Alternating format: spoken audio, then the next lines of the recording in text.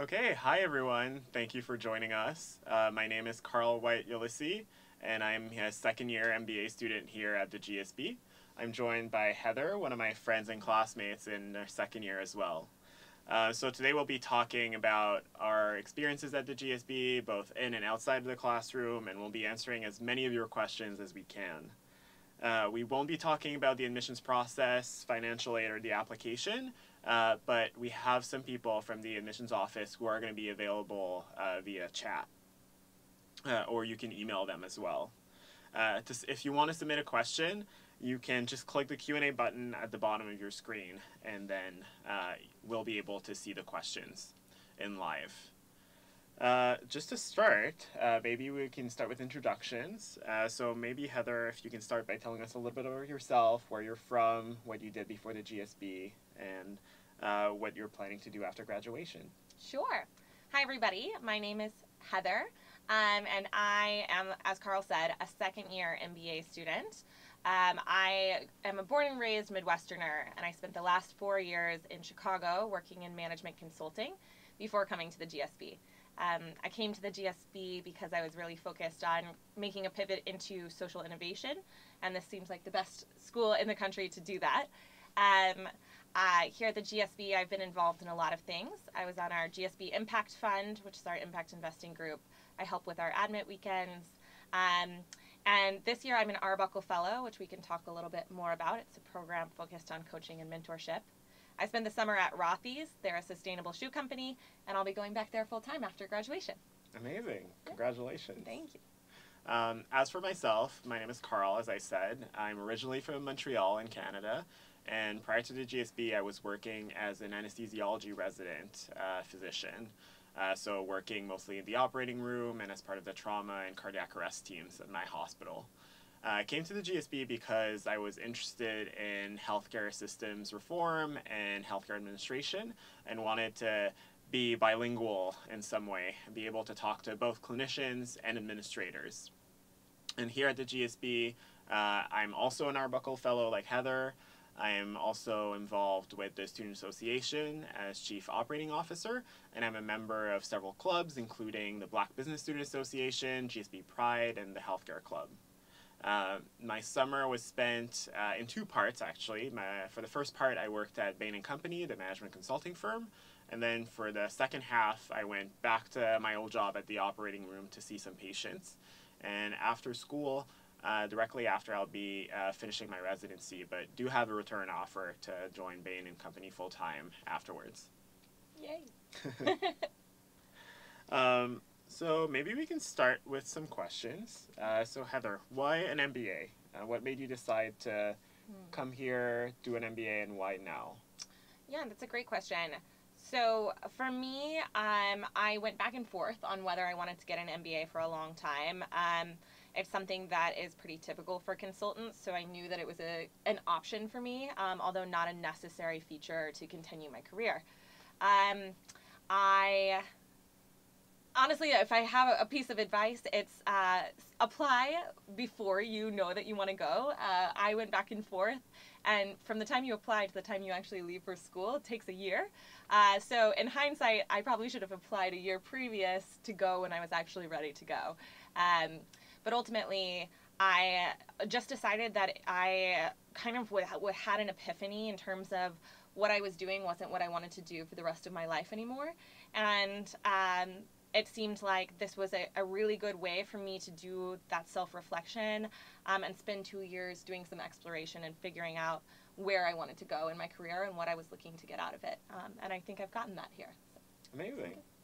Yeah, I think I have a pretty similar story for that. I tried to balance essentially having enough experience that I felt like I knew what my role was as a doctor, and I knew I had experiences to share with my classmates, but also had time to come back after, finish my residency, and still catch up with my clinical work when I came back.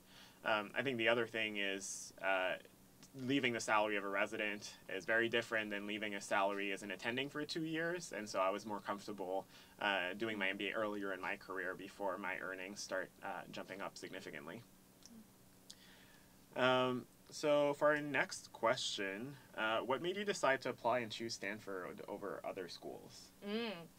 Yeah, so I applied to a bunch of different schools. My husband actually lives in Chicago, and so we were making a lot of these decisions in tandem. And so a big piece of it for us was, where could I go to school where he could easily find a new job? So we were really looking in major labor markets, so no small schools for me in kind of the middle of nowhere. So I was really only looking at schools in big cities, and then I was really focused on the curriculum and what I could get out of it. And I knew for me that looked like social innovation. So I was looking at schools that had great social innovation programs and then great design thinking programs. Those were kind of my two criteria. And so ultimately, that ended up being a handful of schools, and when I got into Stanford, I was like, well, these were the things that I was looking for, so it was kind of hard to deny that this was the place to be. Yeah. Awesome. Yeah, for me, I think one of the big things that I was looking for was a school that also has a very reputable healthcare system associated with it, because shockingly, I'm interested in healthcare. Also, I was super attracted to the focus that Stanford has on personal development and leadership development, and all the classes that are available here to work on your leadership brand and learn more about how other people perceive your leadership behaviors was super interesting to me. And I think the last thing is, being international, I wanted to go to a school that had some brand recognition in my home market, since I know that I'm planning to go back there after graduation. Okay, next question. Carl, how was your experience in the beginning of the MBA course, considering that you did not have a traditional business background? How did the school help you during this transition period? I think there's a few different things. First, having a non-traditional background in the first few quarters, a lot of the classes are tiered. So there's a base level, an accelerated level, and an advanced level. And so for me, who hadn't taken accounting before, knew very little about finance, it was helpful to take the base classes. In some cases, accelerated is also appropriate, whereas my classmates who came from finance or consulting backgrounds were probably skewed more towards the accelerated and advanced classes. Also, we got sent materials over the summer that we could look over if we needed to review certain things, mainly in math and statistics, which I looked into a little bit. And there's also a lot of tutoring resources that are available for us to access all throughout our 2 years on campus. I think one of the other interesting things to note there that is a GSB specific thing is we have an academic adjustment period for the first 6 weeks of your first year. You're not allowed to join clubs. Recruiters aren't allowed to come to campus, and those 6 weeks are purely for you to kind of focus on getting your feet underneath you academics-wise. Mm-hmm. Yeah, that was definitely useful for me as someone who's never studied business before. Next question. Heather, can you speak a little bit more about the social impact opportunities at Stanford and unique programs the school has in the space? Sure. So we have one of the biggest resources here on campus is the Center for Social Innovation. They are sort of a conduit or a plethora of resources for you in career preparation, as well as plotting your academic journey. So when you come to school, they sort of talk to you about your 2-year roadmap, and then beyond that, what does it look like once you leave the GSB? And they bucket you into one of, I think, 4 categories. So you might be a career switcher, or you might be an industry vet, or you might just be an explorer who's just kind of interested in the field. So based on that, they kind of help give you guidance on what to do. I think one of the other great resources that we have available is you can actually get a certificate here, a certificate in social innovation and public management. And we are a generalized MBA program. We don't do specific tracks. That's one of our only certificate programs. So I think that's been a really great way to sort of add a credential to my MBA, showing that this is an area of focus. And then I joined a lot of sort of social impact type opportunities in terms of clubs. So we have a club for sustainable business. We have a club for social innovation. I joined our impact fund and sourced impact or social impact startups that we would invest in. And then I am the CEO of the Challenge for Charity, which is the largest MBA nonprofit in the country. So they were things that were important to me, and I found ways to work them into not only my coursework, but my extracurriculars and just other opportunities. Yeah, my internship. Amazing. GSB focuses a lot on shaping leaders. What kind of leaders, and what are the leadership values that form the ethos of the GSB? Do you want to start? Sure, I'll start. I think a big thing that I've learned during my time here is that there's not one kind of leader that can be effective. There's so many people who are extremely different than me here, and they're just as effective as me, if not more, in a lot of different situations. And I think a big strength of the GSB is that they help you narrow in on what your brand is and what situation, in what situation is this brand effective, and in what situation could you tweak it in a way that still feels authentic to you. And I think in terms of what they look for, passion is certainly something that resonated a lot with me when I was visiting the school, when I was talking to students. I think it's not a coincidence that the question in the essay is what matters most to you and why. They really want to get at what you're passionate about, what drives you, what gets you out of bed in the morning. I agree with all of that. I think if you were to ask people just out in the general public, like, what is the brand of GSB leadership, they would probably talk to you about how we're sort of in touch with our feelings and our emotions. And I would say that's definitely been a big focus intentionally of my first year and a half, has really been doing this self-reflection and identifying what I want to get out of being a leader or being in business, what it is that drives me, what it is that I'm passionate about, and how I want to show up to other people. And I think one of the most valuable pieces of the GSB is that there's just this assumption here that everyone has the best intent possible, and there's this culture of feedback, and it's really a gift to other people to let them know how you perceive them and how they're showing up to you, because that's not always information that you get in the real world. And so what you may intend to do based on how you're speaking or what you're doing may not be how other people perceive it. And so that's been a really valuable part of this experience to me, is understanding how my intent differs from the impact that I have on others. And so I think that is a self-aware leader, I guess, is where I think the GSB tries to push us. Yeah, definitely agree with that. Next question. What was your most memorable experience at the GSB? You want to start with that one? Sure. Wow. There's so many. Well, my first Challenge for Charity weekend, which was last year, was a really great culminating experience of a lot of hard work throughout the year, and then also an opportunity to host other business schools here, which helped me see GSB through their eyes, which is kind of fun. I'm trying to think that I also loved our Vegas foam. So our foam is just a weekly social event that we have on Tuesday nights. And it's just like a kind of a happy hour type experience. And once a year, we all dress up in 70s clothes and we take a cheap Southwest flight to Vegas for the night, and then we come back. And that's not normally something I think I would participate in at this stage in my life, but it is really fun to do with 200 of your closest friends. So that was a very memorable experience. And then otherwise, I think just the friendships that I've made and the trips we've taken together, that's been a big part. Yeah, I think for me also, a lot of these travel opportunities have been really memorable for me. I actually met Heather before we even got to campus on a trip to Singapore and Malaysia that was organized in the context of our program. And so we spent 2 weeks in those two countries learning about their approach to artificial intelligence and big data. And it was like such a great opportunity for me to meet some of my classmates from different backgrounds, to get to know them in a bit of a smaller environment, and to really feel like I had a lot of friendly faces on campus when I already got there. And on top of that, I got to learn about a new industry, learn about 2 new countries, experience their culture, which was really exceptional. This is a fun question, so can I add 2 more? Yeah, go for it. Really quickly. So Carl and I are very, very good friends. I actually had the honor of introducing Carl for like a big event that he did on campus. He gave a big speech, and so that was a really memorable, I think, opportunity for us together. And then for me, another big piece, because we're Arbuckle Fellows, we had the opportunity to take the interpersonal dynamics class last spring, and that's sort of a small group type learning focused on self-awareness. Sometimes it's called touchy-feely.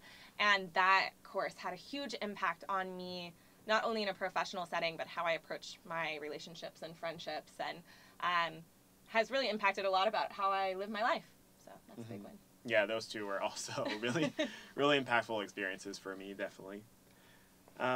Next, can you speak more on the healthcare-focused opportunities, both at the GSB and beyond? For example, classes, clubs, exit opportunities, etc. I think I can take that one. Good. I've taken a lot of healthcare classes, both at the GSB and what we call across the street, so in other Stanford faculties. I've taken one on innovation in healthcare, where each class was about a different segment of the healthcare industry. We had lots of speakers come in, CEOs of pharma companies, of biotech companies, of drug discovery, medical device companies, to talk to us about how they perceive the industries, what are the major trends within their segment.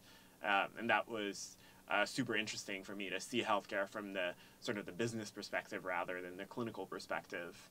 I've also taken a healthcare operations management class where I've learned how to take large chunks of data of hospital patient transfers and then see in a consulting type of project how we could optimize transfers between the different departments.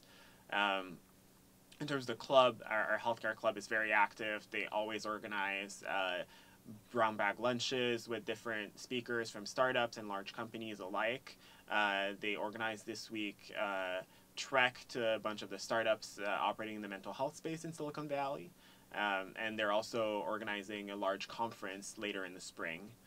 And finally, you were asking about exit opportunities. I think there's people who do all sorts of things within healthcare, whether healthcare investing, in VC. Some people will go work at healthcare startups. Some people will do general healthcare administration. Some people like me will work as clinicians with leadership roles within the healthcare system. And so I think the world is kind of your oyster within the healthcare industry once you leave here. Is there anything you wish you had known or done differently before coming into the MBA? Ooh. Yes, I think that the opportunities that you're presented at Stanford are numerous. There's always going to be a lot of competing options for your time and attention. At any given time, there's 4 brown bag lunches that you want to go to, and they're all great. I was sending emails with my co-founder. I was like, I'm going to go see this former founder. Can you go talk to the VC people in the other room? And so it's a matter of making choices about the opportunities that you take. And I think something that would have helped me was to do a little bit more introspection and figure out my focus and goals before I came here.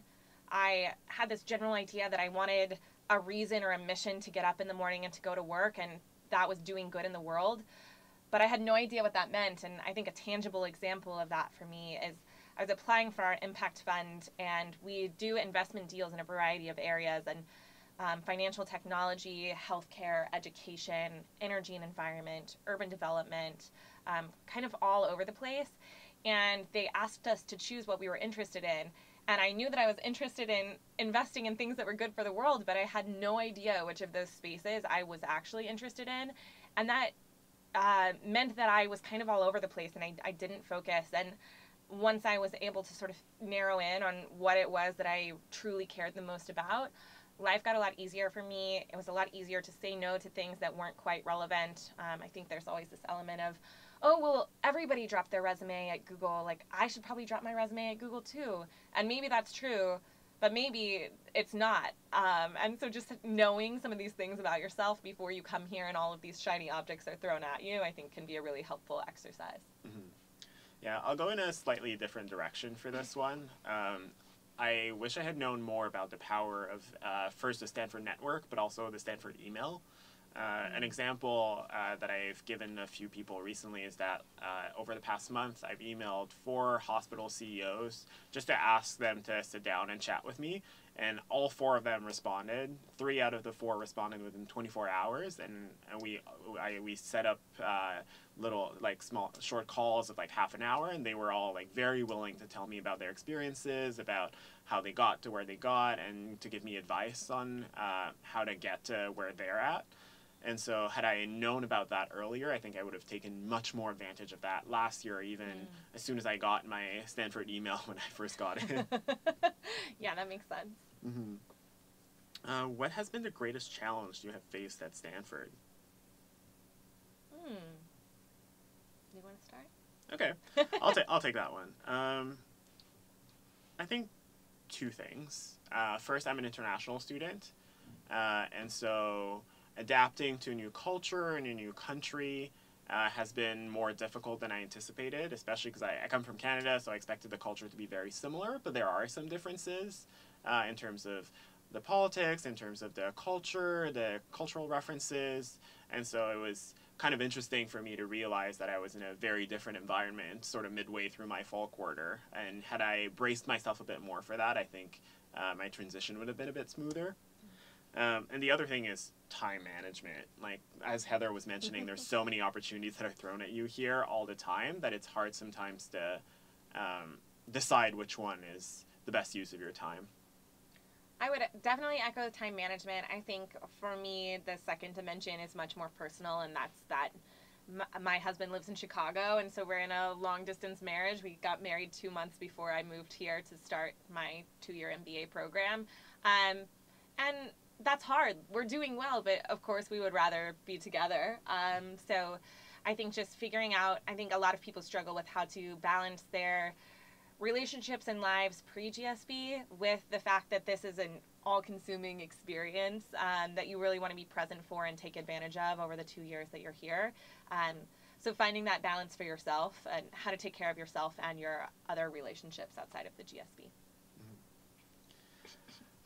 What's the single most important area Stanford has offered you to improve your market value so far? Ooh, my market value. Yeah, that's a very interesting one.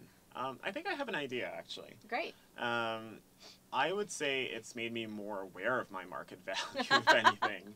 I think, like, as someone who was more an individual contributor, I didn't realize how valuable the skills that I already possessed before the GSB were. And I didn't realize that there were so many different things that I could be doing within and outside healthcare with what I've learned both here and before.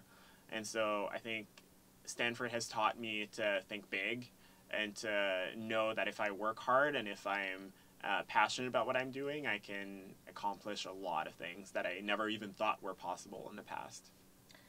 I'm going to fork this in 2 directions, I think. First, what I think outside perception of my market value is, and then like where I actually think my market value has improved the most from an internal perspective, because I think those are different things.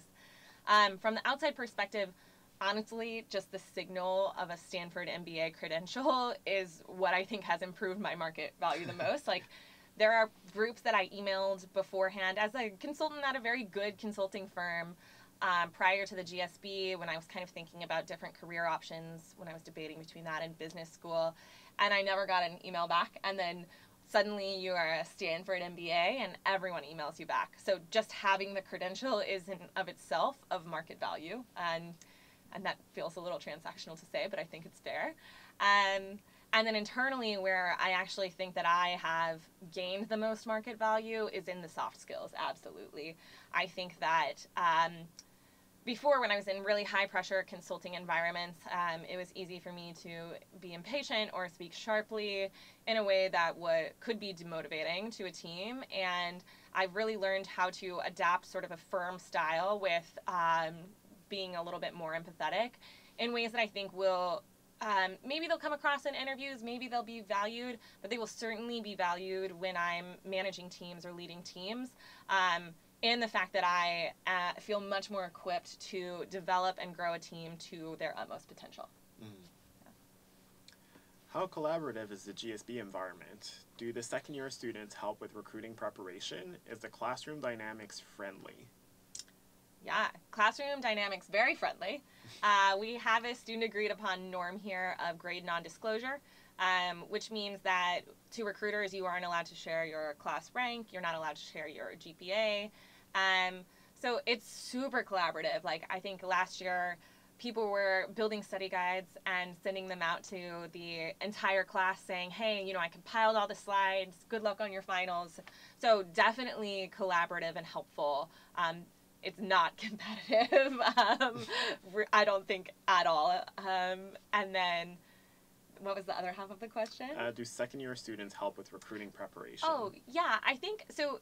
A large portion of our class is interested in slightly more entrepreneurial ventures. I think where I see the most help in career preparation is that if there's somebody that's in the field that you want to go into, they will, if you email them and they're like, hey, can we sit down for 30 minutes for coffee?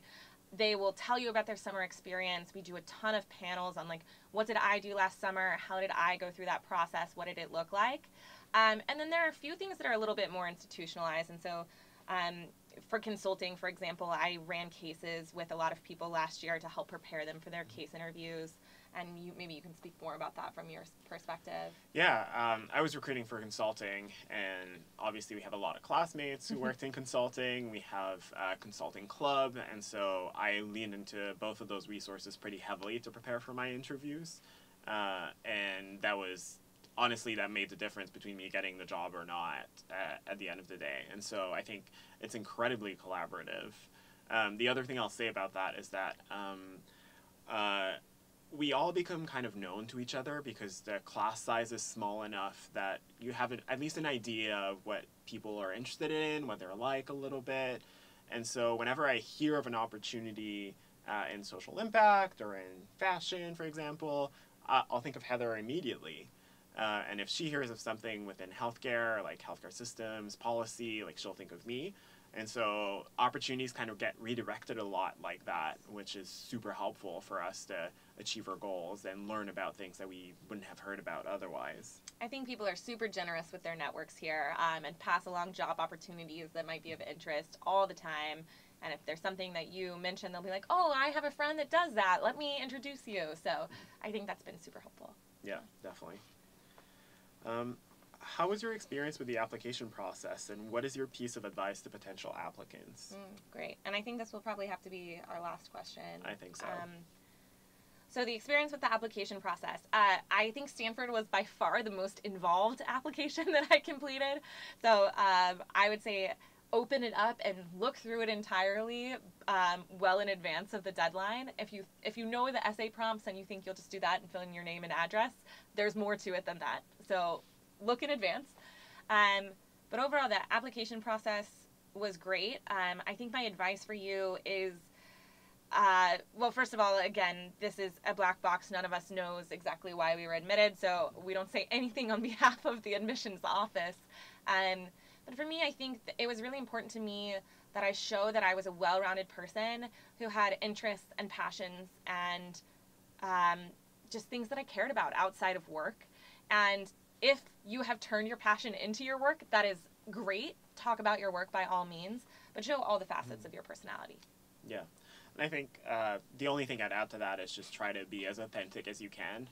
None of us know what the admissions office is looking for, so you may as well be your authentic self so that you know that the person they accepted is the person you actually are and not a person that you've tried to manufacture for an admissions committee. I think they're very intentional about creating a community, and you want to know that you're the person that they wanted as part of this community. Yeah. Self-reflection is good. Definitely. So we're almost out of time, unfortunately, but before we go, Heather, do you have any final words to share with the applicants or a piece of advice? This is the greatest 2 years ever. So just have fun. Try not to stress too much. The application process seemed never ending, but it's really worth it on the other side. So yeah, try to enjoy it and use it as an opportunity for self-reflection, and then do more of that over your 2 years at business school, wherever you go. Amazing. Thanks everyone for joining us, and we hope you learned a lot over the course of this panel. Yeah.